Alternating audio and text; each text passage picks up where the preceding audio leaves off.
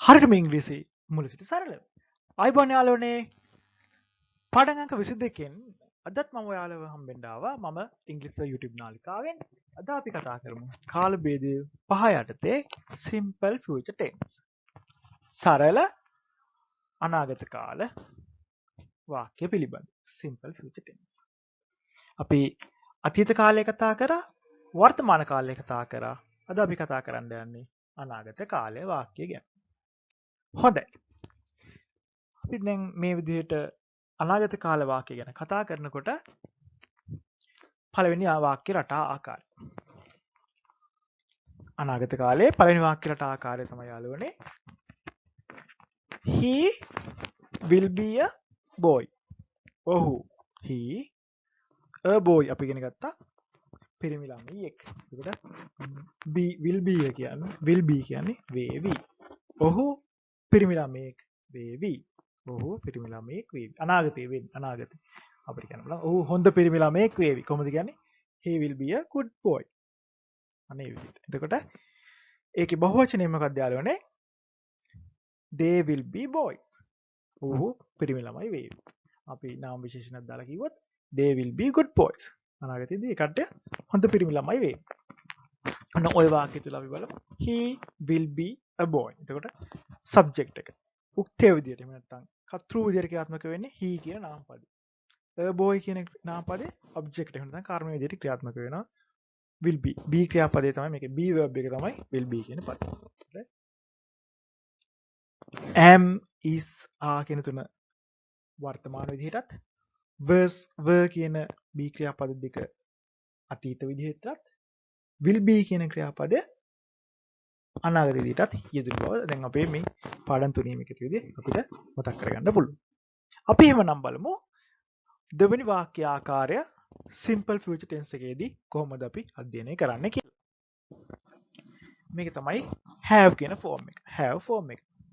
එතකොට මේ පළවෙනි වාක්‍යයෙන් දැක්කනේ a boy පිරිමි ළමයෙක් will have කියන තියෙනවා කියන. එතකොට a hat පිරිමි ළමයෙක්ට hat කියන තොප්පියක්. එහෙනම් පිරිමි ළමයෙක්ට තොප්පියක් දැන් නැහැ. නමුත් will have අනාගතයේ තියෙන. එතකොට අපි කොහොමද කියන්නේ? පිරිමි ළමයෙක්ට තොප්පියක් තියේවි. පිරිමි ළමයෙක්ට තොප්පියක් තිබේවි. ඊළඟට දෙවෙනි වාක්‍යය යාළුවනේ boys will have hats. පිරිමි ළමයින්ට boys කියනම අපි දන්නවා ආටිකල් එකක් නැතුව අපිට ලියන්න පුළුවන් බහුවචනය. ඒ නිසා boys කියලා ලියන්න පුළුවන්. ඒ වගේම මෙතන දෙන කර්මය hats. hats object එක hats. boys will have hats. පිරිමි ළමයින්ට තොප්පි තිබේවි අනාගත කාලයේදී. අනාගත දැන් නැහැ. නමුත් ඉස්සරහට තිබේවි. ඒකට අපි ඒක විග්‍රහ කරනවා නම් තවදුරටත් විස්තර කරලා බලනවා නම් a boy subject එක උක්තය වාක්‍යයේ උක්තය will have කියන ඉතර ක්‍රියාපදයේ has have කියන form එකෙන් ළඟට a hat object එක කර්මය a hat. A boy will have a hat. ඊළඟට අපි ඊගව වාක්‍ය රටාව කතා කරමු. මෙතනදී තනි ක්‍රියාපදයක් යෙදෙන. යාළුවනේ හොඳට මතක තියාගන්න මෙතනදී යෙදෙන්නේ ක්‍රියාපදයේ base form එක will කියන පදයට සමග. එතකොට අපිට ලැබෙන දෙන අර්ථය තමයි අනාගත කාල අර්ථය. a boy පිරිමි ළමයෙක් will go කියන්නේ යාළුවනේ යාවි. හෙට යාවි. a boy will go. will eat කාවි. will drink අනාගතයේදී boy will drink boy. දෙවෙනි වාක්‍ය boys will go.